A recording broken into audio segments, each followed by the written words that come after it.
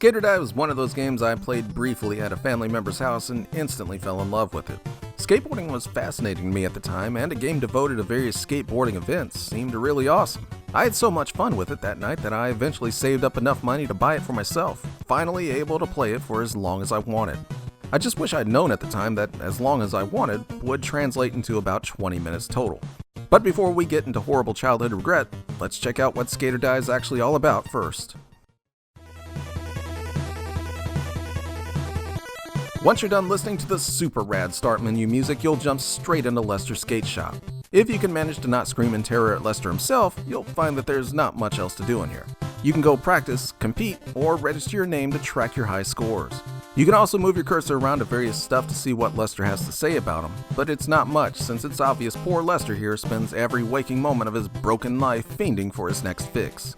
Once you've exhausted the 10 or so seconds it takes to do any of that, and trying not to look at Lester directly in the eyes, it's time to exit the skate shop and hit the streets for some extreme skateboarding action.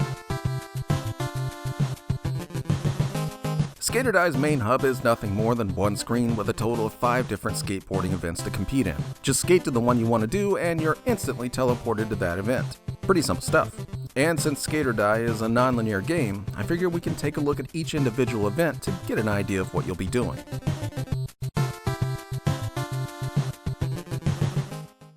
First up is Freestyle. Freestyle is your standard half pipe that you do tricks on to get the highest score possible. And while it may look super simple, there's actually a surprising amount of tricks and strategy to pulling them off. You can either do lip tricks or go for big air for some of the highest scoring tricks. Timing's everything though, since you can hold tricks for as long as you want, but hold them too long and you'll fall off, giving you no points at all, and that's seriously not cool.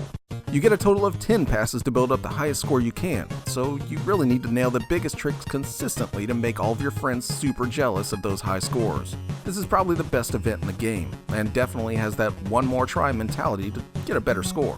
Unfortunately, it's all kinda downhill from here on out.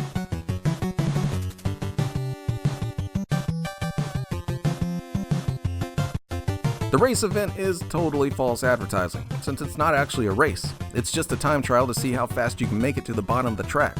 All you need to do is point in the direction you want to go, avoid some obstacles, and get past the finish line in one piece.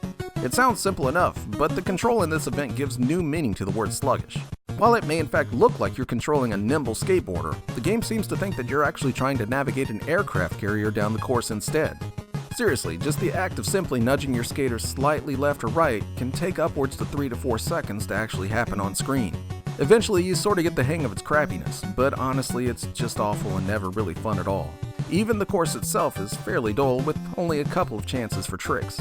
But tricks will be the furthest thing from your mind, since just getting your skater to turn is sadly just as exciting.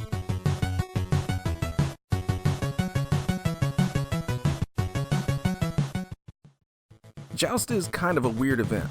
Basically, it's you against one of 3 selectable opponents, trying to knock them off their boards using a giant paddling oar. You both start off on opposite sides, and the person with the paddle gets 5 passes to try and jam it upside the other person's head.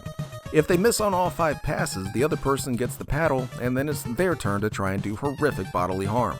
It's a neat idea, but can't really come together due to the fact that there is no real depth perception in the pool. Unless you're right next to your opponent, you have no idea if he's at the front of the pool or the back. This leads to a ton of misses, since you just can't figure out where you need to be. This would have been much more fun and playable from a top-down perspective. As it is though, it's more confusing than fun.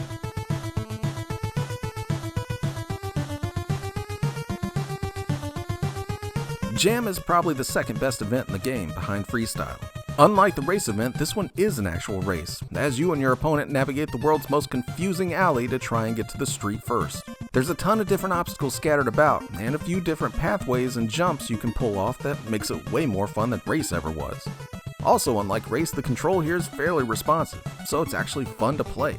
Why couldn't they have just used this control for race? It's basically the same thing. Oh well, if you played Skater Die back in the day, you probably played a lot of Jam, and it's still pretty fun to this day. There's a lot of little touches here and there that still make it really charming, like getting chopped into cubes if you hit a fence, or falling down a manhole. It may not be anywhere near perfect, but I still at least enjoy playing this event more than most of the others.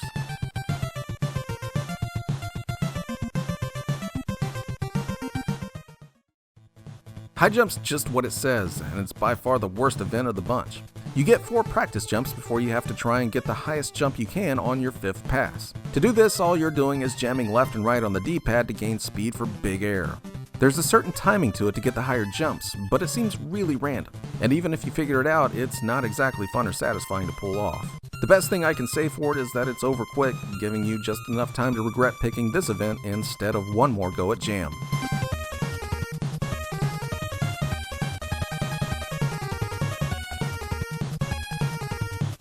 Once you've played all 5 events, which in all honesty should take you no less than 5 minutes total, you'll be left wondering what exactly else there is to do in Skate or Die.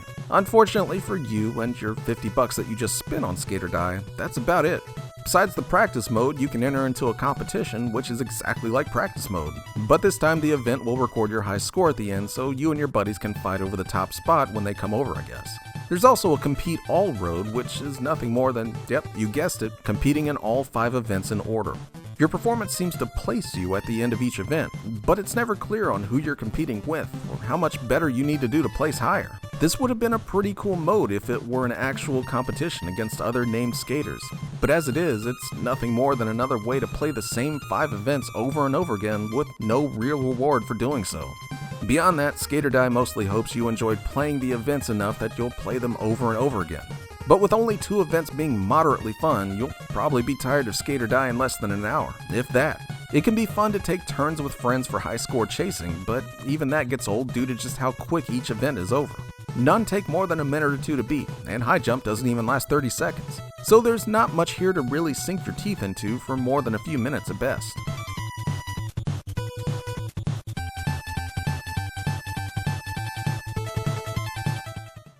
At the end of the day, Skate or Die was probably one of my bigger gaming regrets as a kid. If I'd known that I'd played essentially the entire game at my aunt's house, I probably wouldn't have bothered buying it. There's just not enough here to warrant a full game, not even by NES standards. It does have a few high points here and there, but there's just no excuse for how little gameplay actually exists. Unfortunately, Skate or Die just isn't worth your time, even with what little time it takes up.